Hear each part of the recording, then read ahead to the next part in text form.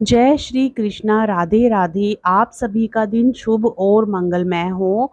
भगवान श्री हरि की कृपा आप सभी भक्तों पर सदा सर्वदा बनी रहे।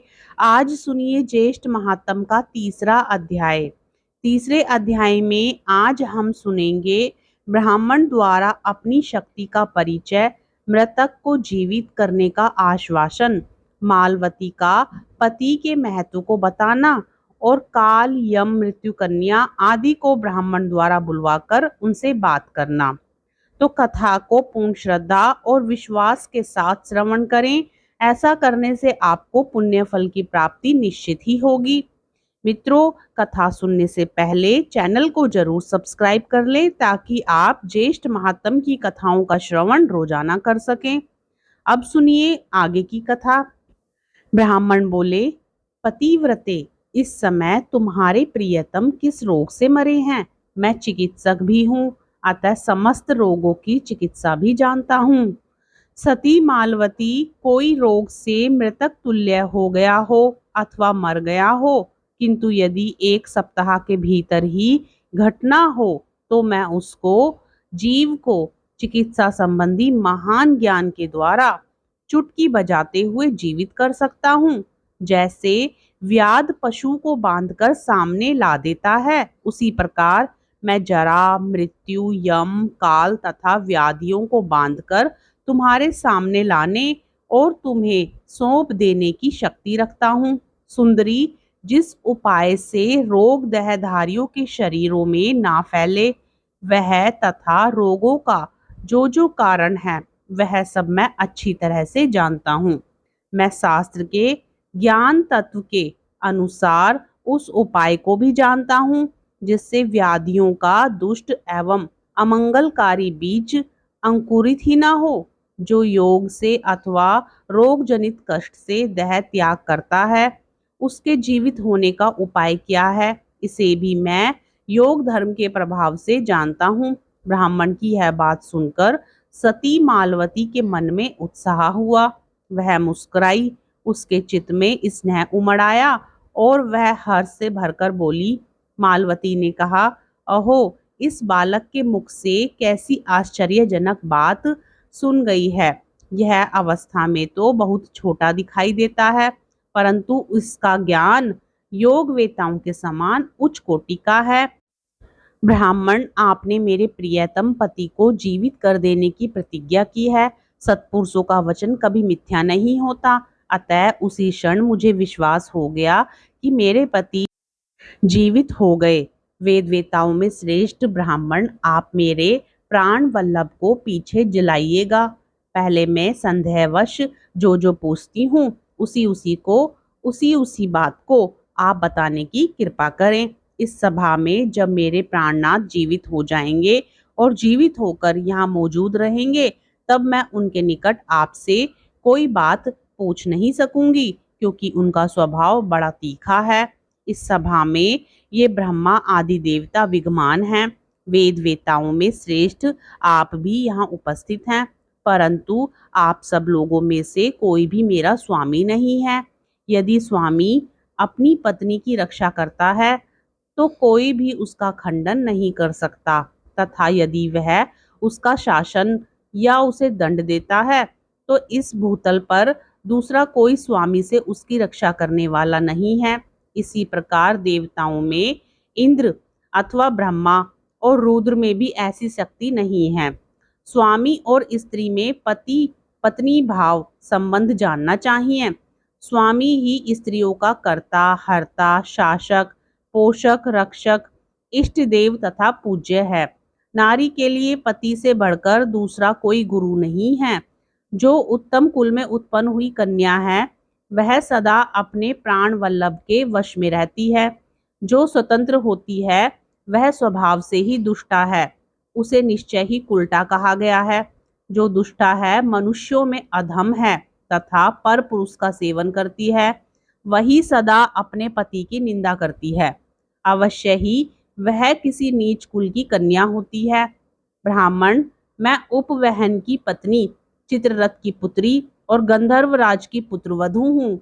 मैंने सदा अपने प्रियतम पति में भक्ति भाव रखा है।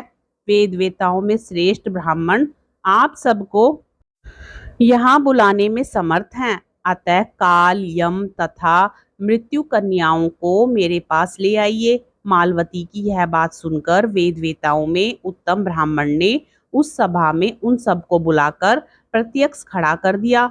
सती मालवती ने सबसे पहले मृत्यु कन्या को देखा। उसका रूप रंग काला था, वह देखने में भयंकर थी। उसने लाल रंग के कपड़े पहन रखे थे। वह मंद मंद मुस्कुरा रही थी। उसकी 6 भुजाएं थी।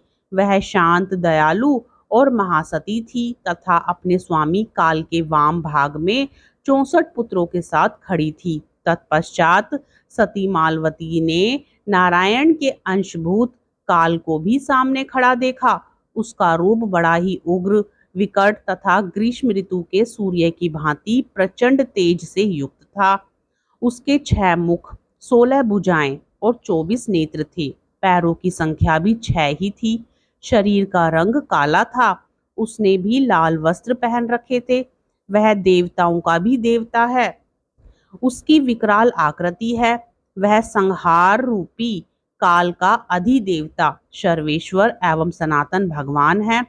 उसके मुख पर मंद मुस्कान जनित प्रसन्नता दृष्टिगोचर होती थी। उसने अपने हाथ में अक्षमाला धारण कर रखी थी और वह अपने स्वामी तथा आत्मा पर ब्रह्म श्री कृष्ण का नाम जप रहा था।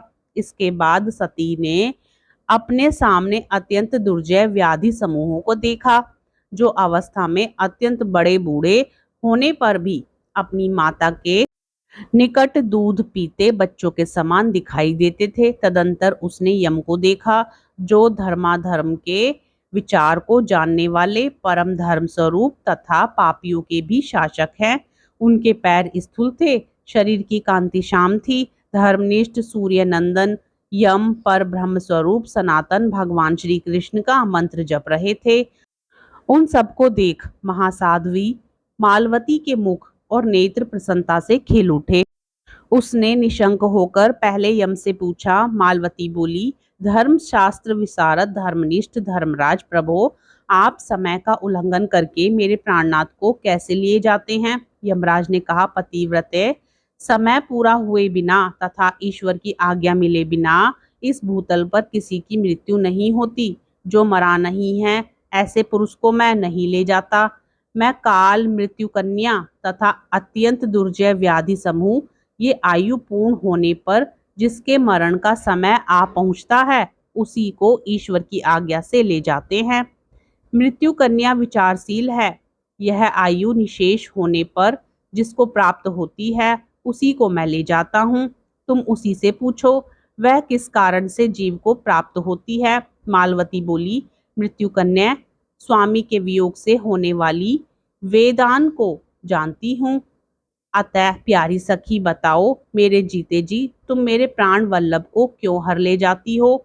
मृत्यु कन्या बोली, पूर्व काल में विश्व सृष्टा ब्रह्मा जी ने इस कर्म के लिए मेरी ही सृष्टि की। पतिव्रते, मैं बड़ी भारी तपस्या करके भी इस कार्य को त्यागने में असमर्थ हूँ। सुंदरी, इस संसार में यदि कोई सतियों में सबसे श्रेष्ठ और तेजस्विनी सती हो तथा वह मुझे ही अपने तेज से भस्म कर डालने में समर्थ हो जाए, तब तो यहाँ सारी ही आपत्तियों की शांति हो जाएगी। फिर मेरे पुत्रों और स्वामी जी की जो दशा होनी होगी सो हो जाएगी। काल से प्रेरित होकर ही मैं और मेरे पुत्र व्याधिगण किसी प्राणी को स्पर्श करते हैं। अतः इसमें मेरा तथा मेरे पुत्रों का कोई दोष नहीं है। अब तुम मेरा निश्चित विचार सुनो। भद्रे, धर्म सभा में बैठने वाले जो धर्मज्ञ महात्मा काल हैं, उनसे इस विषय में पूछो, फिर जो उचित हो वह अवश्य करना। मालवती कहती है, हे काल, आप कर्मों के साक्षी हैं, कर्म स्वरूप हैं तथा नारायण के सनातन अंश हैं। भगवान, आप परमेश्वर को नमस्कार है। प्रभो, मैं जीवित हूँ, फिर मेरे प्रियतम को आप क्यों हर ले जाते हो? कृपानिधे, आप सर्वज्ञ हैं, अतः सबके दुखों को भी जानते हैं। काल पुरुष बोले, पतिव्रते, मैं अथवा यमराज किस गिनती में है? मृत्यु कन्या और व्याधियों की क्या बिसात है? हम सब लोग सदा ईश्वर की आज्ञा का पालन करने के लिए भ्रमण करते हैं। जिन्होंने प्रकृति की सृष्टि की है, ब्रह्मा, विष्णु और शिव आदि देवताओं को प्रकट किया है। मुनीन्द्र, मनु और मानव आदि समस्त जंतु जिनसे उत्पन्न हुए हैं, योगी जन जिनके चरणाविंद का चिंतन करते हैं, बुद्धिमान मनुष्य जिन परमात्मा के पवित्र नामों का सदा जप करते हैं, जिनके भय से हवा चलती है और सूर्य तपता है, जिनकी आज्ञा से ब्रह्मा सृष्टि और विष्णु पालन करते हैं, जिनके आदेश से शंकर संपूर्ण जगत का संहार करते हैं, कर्मों के साक्षी धर्म जिनकी आज्ञा के परिपालक है, राशि चक्र और समस्त ग्रह जिनका शासन शिरोधार्य करके आकाश में चक्कर लगाते हैं, दिशाओं के स्वामी दिक्पाल जिनकी आज्ञा का पालन करते हैं, सती मालवती जिनकी आज्ञा से वृक्ष समय पर फूल और फल धारण करते और देते हैं, जिनके आदेश से पृथ्वी जल का तथा समस्त चराचर प्राणियों का आधार बनी हुई है,